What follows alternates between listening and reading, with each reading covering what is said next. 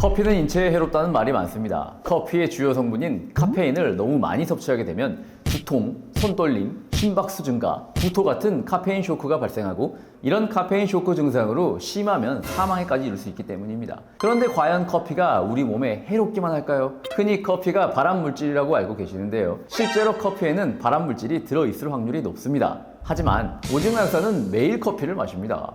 또 커피를 마시면 밤에 잠 못 잔다고들 알고 계시죠. 하지만 61세 이상의 여성을 대상으로 연구한 결과 오히려 커피를 섭취하는 사람보다 커피를 섭취하지 않는 사람이 수면 부족의 위험이 2.3배나 높았다고 합니다. 왜 이런 결과가 나왔는지 궁금하지 않으신가요? 이렇게 매일 마시면서도 사실 우리는 커피에 대해 잘 모르고 있는 것들이 많습니다. 오늘 이 부분 속 시원하게 제대로 설명해 보겠습니다. 그럼 바로 본론 들어갈게요. 여러분, 커피를 어떻게 만드나요? 커피 열매를 고온에 볶고 뜨거운 물에 우려서 만듭니다. 그런데 탄 고기에서 발암물질이 나온다는 얘기 들어보셨죠? 커피도 마찬가지입니다. 원래 고온으로 조리하는 과정에서 벤조피렌, 아크릴아마이드처럼 어디서 많이 들어본 발암물질이 만들어지게 되어 있습니다. 이런 발암물질이 상대적으로 많이 발생한다고 알려진 대표적인 음식들은 감자튀김, 시리얼, 빵, 과자, 그리고 차가 있습니다. 실제로 2018년 미국 캘리포니아 법원에서는 스타벅스를 포함한 90개 커피 회사에 발암물질 경고 라벨을 붙여야 한다고 판결을 내렸습니다. 하지만 오징어 약사는 매일 먹고 있습니다. 커피를요. 그 이유는 커피에 들어있는 발암물질의 함유량이 너무 낮아서 실제 암을 일으킬 가능성은 낮기 때문입니다. 커피 중에서도 발암물질이 많이 생성된다고 알려져 있는 강배전 커피의 벤조피렌 함유량은 1kg당 0.14에서 0.757 마이크로그램인데요. 식품의약품안전청에서 설정한 식용유지 벤조피렌 기준은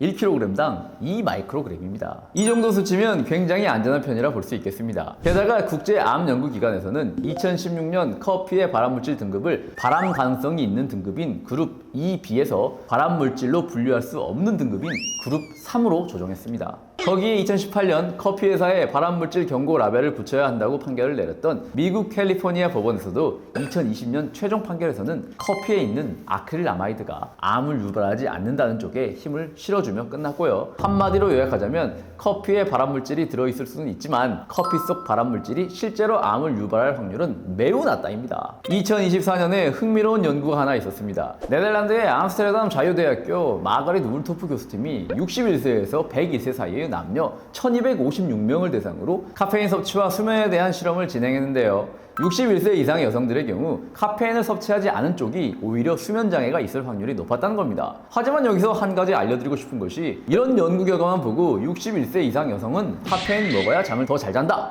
이런 식으로 이해하시면 안 된다는 겁니다. 이 연구의 진정한 결론은 수면장애가 있는 61세 이상 여성은 카페인을 잘 먹지 않는다는 겁니다. 원인 결과가 반대죠. 요즘 들어 유튜브 영상 중에 연구 논문을 소개하면서 결론을 끼워 맞추거나 잘못 해석하는 영상들이 많아진 것 같아서 우리 갑오징어 여러분들 스스로 판단하실 수 있도록 이런 연구도 소개해봤습니다. 도움이 되셨다면 좋아요와 구독 한 번씩 눌러주시면 감사하겠습니다. 참고로 카페인은 각성제고 수면 호르몬인 멜라토닌의 분비를 줄이기 때문에 오후 2시 이후에 섭취하면 수면을 방해할 수 있습니다. 이건 헷갈리기 쉬워서 한마디로 정리해드리겠습니다. 당뇨 있는데 커피 드실 분들은 블랙커피로 하루에 최대 2잔, 오전 10시에서 오후 2시 사이에 드세요. 커피가 당뇨에 좋은지 나쁜지는 아직 결론이 나지 않은 상황입니다. 커피에는 항산화 물질이 풍부해 당뇨에 좋다는 말도 있고 카페인이 스트레스 호르몬인 코티솔을 자극해 혈당을 올린다는 연구도 있습니다. 확실한 건 커피에 설탕을 넣지 않으면 혈당을 직접적으로 올리지는 않습니다. 그리고 커피를 코티솔 분비나 수면 방해에 영향을 주지 않는 시간에 적당히 섭취하면 당뇨에 나쁜 영향을 주지 않는다는 겁니다. 혹시 잊어버렸을까봐 중요한 부분만 다시 말씀드리겠습니다. 당뇨 있는데 커피 드실 분들은 블랙커피로 하루에 최대 2잔, 오전 10시에서 오후 2시 사이에 드세요.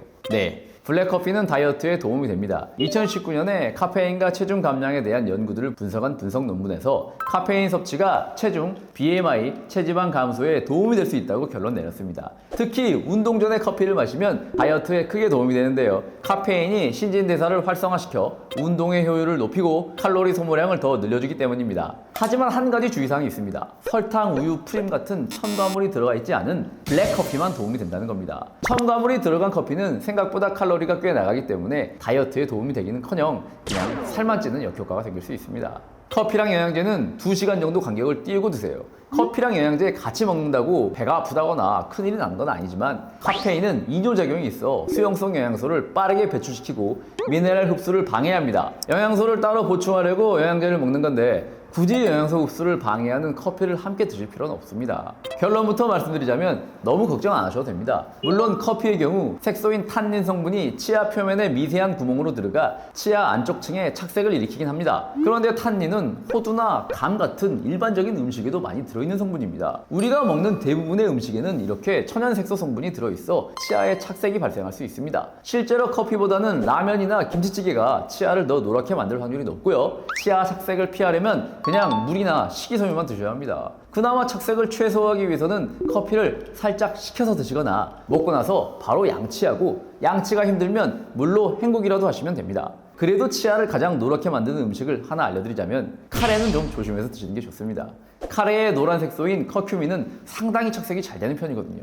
카레 먹고 설거지 바로 안 하면 접시 노래지는 거 아시죠? 도자기가 치아와 아주 유사한 재질이기 때문에 도자기 접시가 누래지는 음식은 치아도 누렇게 만든다고 보시면 됩니다. 아이가 있으신 분들이라면 자녀분들 어렸을 적에 키 안 크니까 커피 먹지 말라는 잔소리 한 번쯤 해보셨을 겁니다. 이번에도 결론 먼저 말씀드리겠습니다. 커피가 직접적으로 키 성장을 방해한다는 근거는 없습니다. 하지만 이런 소문이 생긴 근거는 있습니다. 카페인의 적정 용량이 성인을 기준으로 정해진 것이기 때문에 아이들은 더 적은 용량의 카페인에도 더 크게 영향을 받을 수 있습니다. 믹스커피 한 잔만 마셔도 밤에 잠이 안 올 확률이 커진다는 거예요. 수면이 부족하면 키 성장시키는 성장 호르몬 분비에 방해가 됩니다. 한마디로 커피를 먹는다고 키가 안 크는 게 아니라 커피를 먹으면 밤에 잠이 안 올 확률이 높고 밤에 잠을 못 자면 키가 안 클 확률이 높은 겁니다. 추가로 카페인이 철분이나 칼슘 같은 미네랄 흡수를 방해하기도 하고요. 참고로 카페인은 초콜릿, 콜라에도 들어있습니다.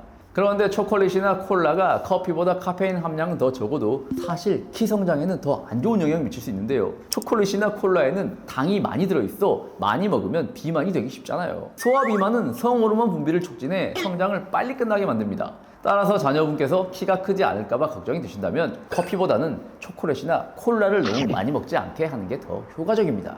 마지막으로 오늘 내용 정리해드리겠습니다. 첫 번째 질문, 커피는 발암물질인가요? 커피에 발암물질이 들어있을 수는 있지만 커피 속 발암물질은 암을 유발하기엔 함량이 부족합니다. 두 번째 질문, 커피 마시면 잠 잘 못 잔다고 하지 않았나요? 이 두 번째 질문에서는 우리 갑오징어 여러분들이 잘못된 정보를 가려낼 수 있는 팁을 드리기 위해 연구를 하나 소개해드렸었습니다. 물론 카페인이 수면을 방해할 수 있는 것은 사실입니다. 세 번째 질문, 당뇨의 커피가 좋은가요? 나쁜가요? 커피는 당뇨에 좋다 나쁘다 결론이 확실하게 나지 않았습니다. 당뇨 있는데 커피 드시고 싶으신 분들은 블랙커피 하루에 최대 2잔 오전 10시에서 오후 2시 사이에 드세요. 네 번째 질문, 커피가 다이어트에 도움이 되나요? 설탕이나 프림 같은 첨가물이 들어가지 않은 블랙커피는 다이어트에 도움이 됩니다. 다섯 번째 질문, 커피랑 영양제랑 같이 먹으면 안 되나요? 커피랑 영양제는 2시간 정도 간격을 두고 드세요. 여섯 번째 질문, 커피 많이 마시면 이가 노래지나요? 노래지긴 하는데 원래 우리가 먹는 대부분의 음식은 다 치아를 노랗게 만듭니다. 너무 걱정하지 마시고 신경 쓰이시면 드시고 바로 입 헹구세요. 일곱 번째 질문, 커피 마시면 키 안 크나요? 커피가 직접적으로 키 성장을 방해하는 것은 아니지만 간접적으로 부정적인 영향을 줄 수는 있습니다. 그럼 다음 시간에 더 건강해져서 만나요.